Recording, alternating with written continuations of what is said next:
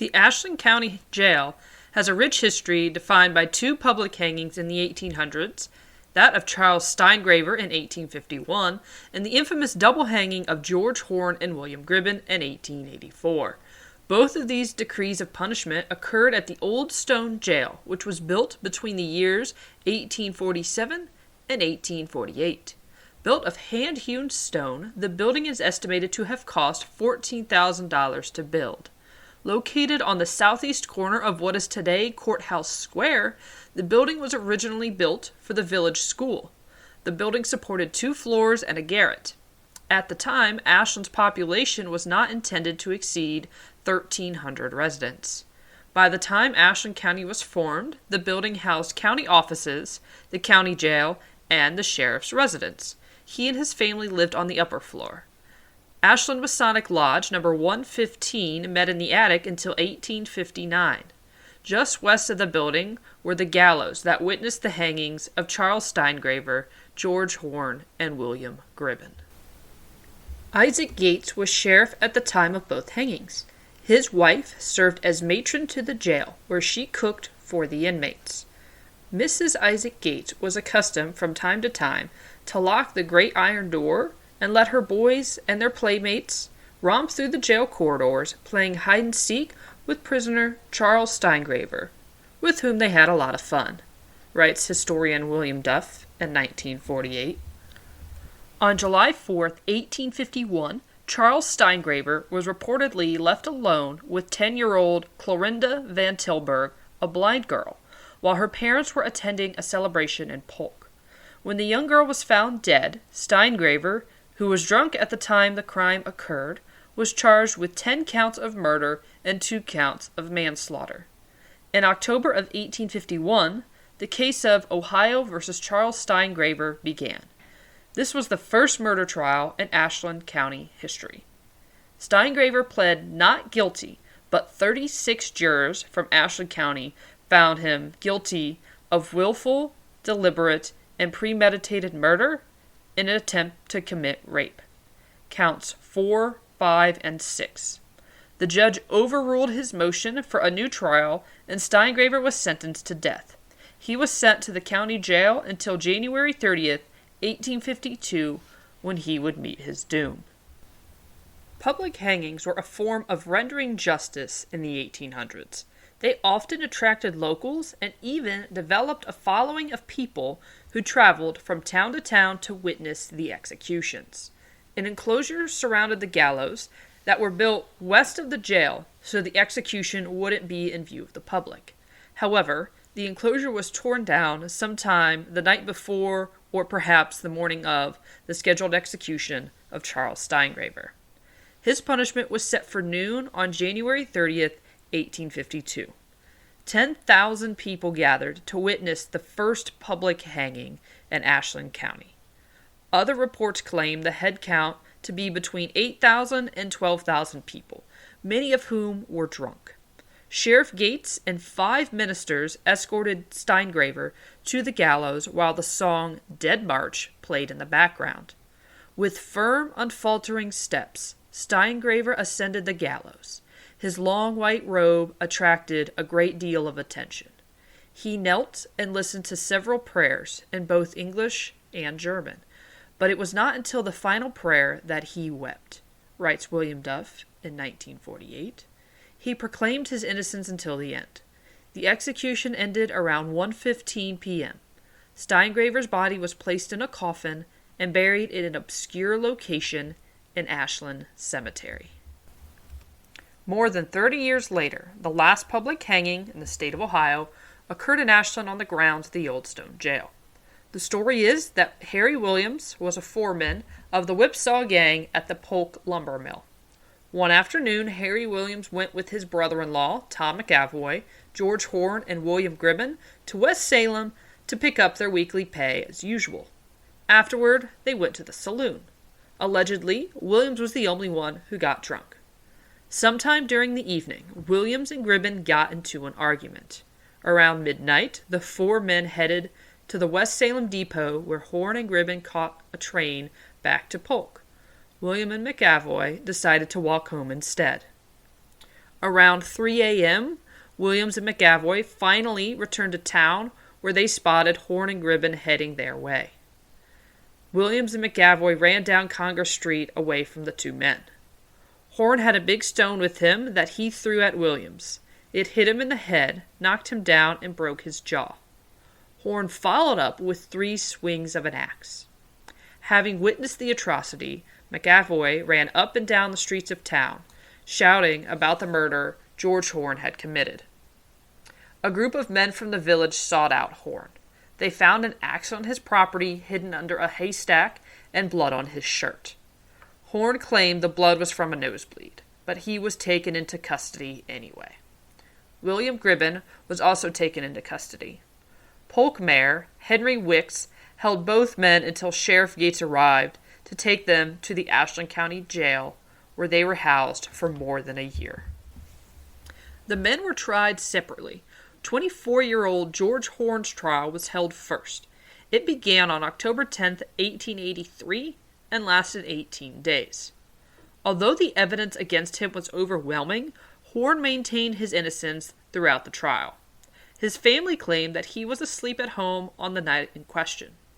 Others claimed they heard Horn threaten to kill Williams and saw him on the street with Gribben on the day of the murder. The trial certainly held weight within the community, as testimony was interrupted by applause and jeering from the crowd. The judge had Williams' body exhumed and circulated his head amongst the jurors so that they could witness the fatal injuries. Horn was found guilty of first-degree murder on October 24, 1883, and sentenced to death by hanging on May 16, 1884. 28-year-old William Gribben's trial began in January of 1884. After 9 days of deliberation, he was found guilty of murder, even though he claimed he never struck Williams. But he was present at the crime, gave aid to the murderer, and prevented the victim from escaping. And, in 1884, that was enough for a guilty ruling. Gribben filed for a new trial, but was denied because the Ohio Supreme Court refused to overturn the ruling of the Ashland County Court. Gribben was sentenced to hang alongside Horn on May 16, 1884. During their time in the Ashland County Jail, Horn and Gribben took to Mrs. Gates. They each wrote her a letter prior to their execution. An 18-foot fence was installed in the yard between the courthouse and jail, and 3 rows of benches were placed in front of the scaffold. Seating was reserved for those with invitations. Legally, only the sheriff, his associates, a clergyman, and up to 6 other people, selected by the inmates, could attend the execution. But the sheriff bent the law a little and sent out invitations to the event. The invitation read, "Not transferable. Admit, name of person, assistant to the execution of George Andrew Horn and William Henry Gribben. Friday, May 16th, 1884, between the hours of 10 a.m. and 2 p.m. Isaac Gates, Sheriff, Ashland County, Ohio." The Ashland County Historical Society has a framed ticket to the last public hanging in the state of Ohio on display at the Freer home. This time, because of riots that had occurred at hangings in other counties, additional law officers were called in, including about 350 Ohio militiamen. By 8 a.m. on the day of the execution, 6,000 people gathered outside the fence and attempted to take it down. They were very disruptive, throwing stones and spitting at the militiamen. At 9 a.m., Horn and Gribben were escorted to the gallows by Sheriff Gates, several deputies, and a minister. As the minister spoke, the mob shouted, lit the wood house behind the jail on fire, and eventually scaled the fence. Sheriff Gates released the trap doors before the minister could finish. Once the men were pronounced dead, their bodies were returned to the jail for viewing. The fence and scaffold were demolished that afternoon. People reportedly took sections with them as souvenirs. The case maintained a heavy following even after their deaths. Approximately 250 people attended the funeral of Horn and Gribben on May 22nd in Polk. Guards kept watch over their tombs around the clock for 2 weeks to ward off vandals and grave robbers. In 1885, after the double hanging in Ashland, Ohio Governor George Hoadley outlawed public hangings, making this the last public hanging in the state of Ohio. All future executions would take place at the Ohio State Penitentiary in Columbus until the death penalty was outlawed in 1972 and death row was moved to Lucasville and later Chillicothe. At the time of the Horn and Gribben hangings, the jail was reported to be the most dilapidated and forlorn-looking structure we ever clapped our eyes on, according to a news reporter. Shortly after the infamous double hanging, bids for a new jail began. The city purchased a plot of land from Mary Freer for $2,500 with the intent to build a new jail. In October of 1885, construction started on a new jail on the northeast corner of 2nd and Cottage Streets. George W. Kramer and F. O. Weary of Akron were hired as architects for the project. This wasn't the first Ashland job for Kramer. He built the Ashland Presbyterian Church in 1879. Doersbeck and Decken of Sandusky were hired to build the facility. When the building was completed, the old jail was demolished. This new red brick building that gave the appearance of a Victorian house was described as being nearer perfection and better adapted to the uses of criminals than any in the state. It continued to house the sheriff and his family on the upper floors. At the time, the sheriff was a well-respected man in town, and it was believed that his home needed to reflect his stature. Inmates were kept in the cells in the back of the house. In the 1970s, the jail was moved to the basement of the former post office building that was being converted into a county office building. The fate of the now empty Victorian jail was heavily debated throughout the county. Should it be saved or demolished? Many residents held strong opinions on the jail's fate, so the question was eventually put to a vote. While the city of Ashland voted 2,228 to 3,467 in favor of saving the jail, Ashland County voted 9,302 to 5,093 against saving it. So it was slated for demolition.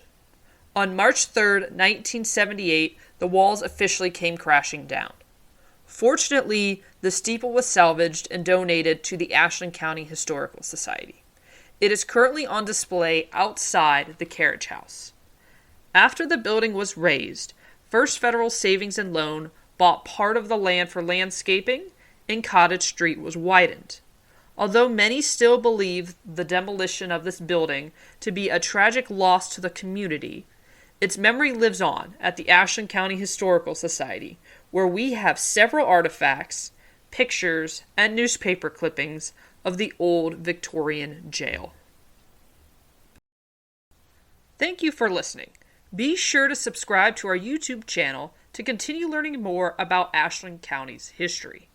As always, we invite you to come be a part of history at the Ashland County Historical Society.